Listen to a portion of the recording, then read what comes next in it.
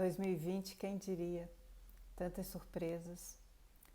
Será que alguém no início desse século imaginou as possibilidades que um pequenino vírus poderia causar? É esse o tema do livro Pandemia e Agronegócios, escrito em 2015 por Rob Wallace, um cientista norte-americano da área de biologia com importantes trabalhos de filogeografia. A base de suas pesquisas, que resultaram nesse livro, são estudos sobre influenza. Ele dedicou parte de suas atividades acadêmicas para a elaboração de uma base estatística filogeográfica sobre o H5N1, mais conhecido como a gripe aviária, mostrando, a partir do sequenciamento genético, o mapa da disseminação ou migração do vírus. Na edição brasileira desse livro, publicado agora em 2020, houve um acréscimo de 2 capítulos sobre o coronavírus e o Covid-19, intitulados, não querendo fazer spoiler do livro e do que nós estaremos lendo, mas esses 2 capítulos são intitulados Agronegócio, Poder e Doenças Infecciosas e Sistemas Globalizados de Produção de Alimentos, Desigualdade Estrutural e Covid-19. Mas vamos aguentar a nossa curiosidade sobre o livro para a leitura detalhada que estaremos fazendo. E eu vou falar somente sobre o prefácio e a introdução do livro, que servirá de base para o nosso ciclo de leitura.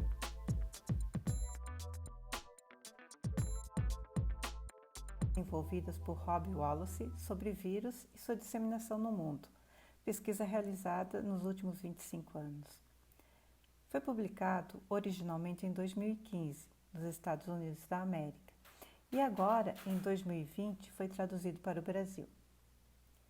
As pesquisas desenvolvidas pelo autor mostram a forma como as sociedades atuais estruturam, organizam suas atividades agropecuárias, seus sistemas produtivos e como isto contribui para a criação e disseminação dos vírus com potencial pandêmico. E nada mais necessário atualmente do que entender como os vírus encontram os ambientes propícios à sua disseminação. Wallace faz um criterioso estudo sobre as origens e disseminação desses vírus. E nesse rastreamento, um dos pontos de articulação central é a forma de organização dos agronegócios, com sistemas de monocultivos, criações intensivas e pouca variabilidade genética. Aqui, essa pouca variabilidade genética é tanto animal quanto das plantas. No prefácio do livro, escrito por Alan Silva, ele destaca: nas granjas de aves e porcos, na calada da noite e por baixo de toda a proteção de biossegurança, a peste não dorme. Às costas de cientistas e empresários, todos os anos, cepas de vírus recém-emergentes decifram a biologia de animais criados em monocultivos, entre aspas, genéticos, levando criações inteiras à morte. De vez em quando, um desses vírus decifra também um caminho de infecção em humanos e, uma vez que o transbordamento tenha ocorrido, está aberta a larga estrada para epidemias e pandemias. Nesse tabuleiro, destaca-se, primeiro, um modelo de organização agropecuária disseminado pelo mundo a partir de meados do século XX.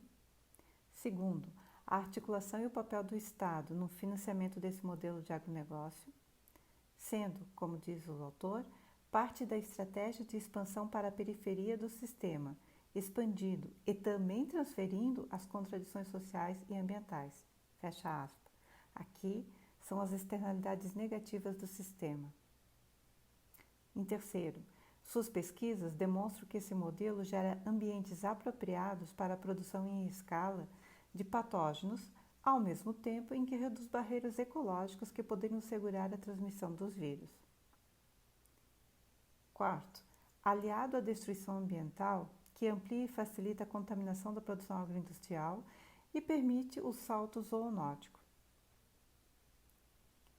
Quinto, soma-se a transformação da terra em ativo financeiro e a asfixia de outras formas de produção.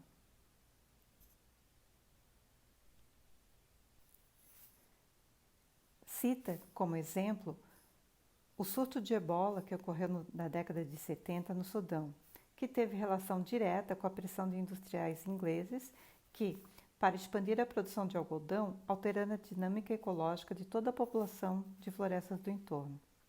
E mais recentemente, em 2013, o surto de ebola na Guiné, que esteve ligado ao aumento da produção de óleo de palma, essencial para a fabricação de 80% dos alimentos industrializados. Um sexto ponto, que é extremamente preocupante, é a expansão dessa forma produtiva para os biomas no Brasil e na América Latina como um todo. Pensamos aqui na Amazônia, no Pantanal, onde a biodiversidade existente vai dando lugar à pecuária e depois aos monocultivos.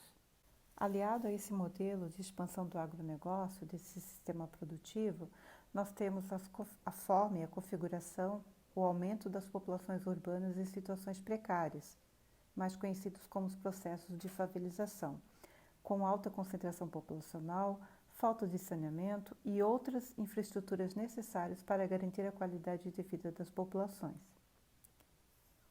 Um oitavo fator preocupante é a questão da saúde, que tem se transformado num espaço mercadológico. Com todos esses fatores, vai se formando um quadro propício à pandemia e às suas consequências, que hoje nós sabemos quais são.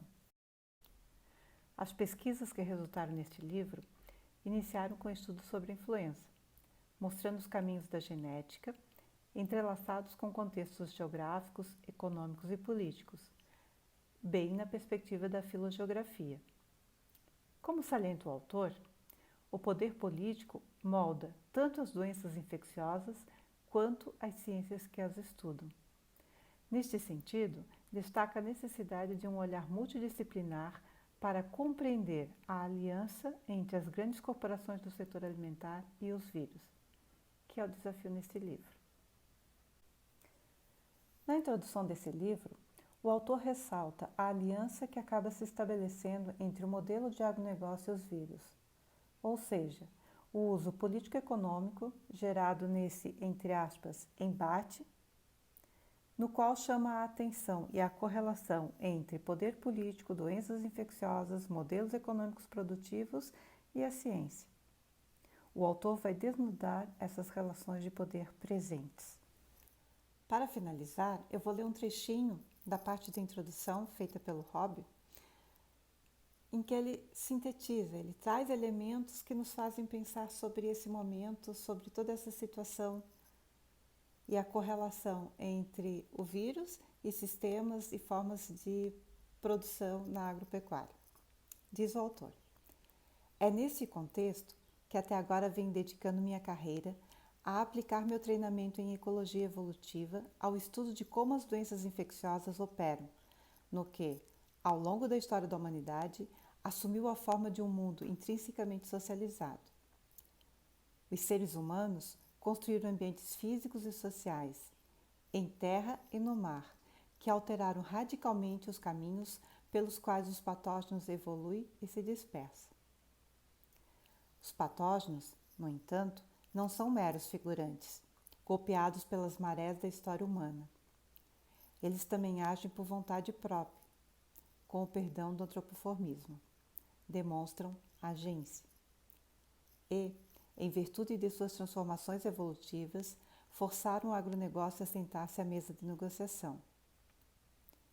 O acordo resultante não tem a forma de qualquer contrato conhecido, nem sequer algo que reconheceríamos como comunicação.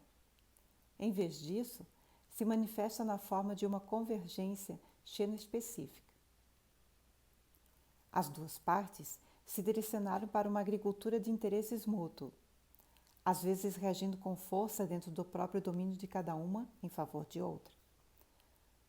Podemos pensar que talvez essa convergência possa ser, na melhor das hipóteses, inconsciente. Um epifenômeno emergente, talvez. Descobri o contrário. E esse foi o meu choque. Nenhum vírus criado em laboratório, nenhum plano para propagar a influência propositalmente, mas sim uma conspiração de homens e micro-organismos com a humanidade e vastas populações de vida selvagem em jogo. Bom, o livro se encaixa perfeitamente na análise que estamos fazendo sobre o mundo rural e da compreensão das formas ou modelos produtivos adotados. Boa leitura!